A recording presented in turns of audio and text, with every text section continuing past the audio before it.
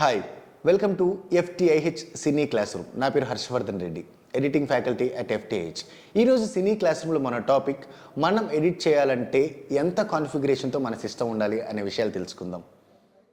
ఇప్పుడున్న మార్కెట్లో softwares like Premiere Pro కానీ, FCP కానీ, అవిడ్ కానీ ప్రతి రిక్వైర్మెంట్కి 4Kలోనే షూట్ చేయడం జరుగుతుంది, 4Kలోనే ఎడిట్ చేస్తున్నారు.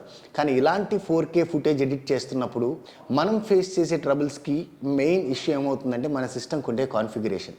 కొత్త స్టైల్ ఆఫ్ ఎడిటింగ్కి కానీ 4K ఫుటేజ్ యూస్ చేస్తున్నప్పుడు కానీ మన సిస్టమ్ కొంచెం అడ్వాన్స్డ్గా ఉండడం వల్ల చాలా అడ్వాంటేజెస్ ఉంటాయి. ఒక సైడ్ 4K కన్వర్షన్స్ జరుగుతూ ఉంటే ఇంకో సైడ్ ఫ్రీ ఫ్లోయింగ్గా ఎడిటింగ్ అనేది రన్ అవుతూ ఉండాలి. బ్యాక్ ఎండ్లో కన్వర్షన్స్ జరుగుతున్నా కూడా ఎడిటింగ్ నేర్చుకునే వాళ్ళు కానివ్వండి, లేదంటే ఫ్రీలాన్స్ వర్క్స్ చేస్తున్న వాళ్ళు కానీ వాళ్ళ సిస్టమ్ కాన్ఫిగరేషన్స్ ఎలా ఉండాలి అంటే రఫ్గా.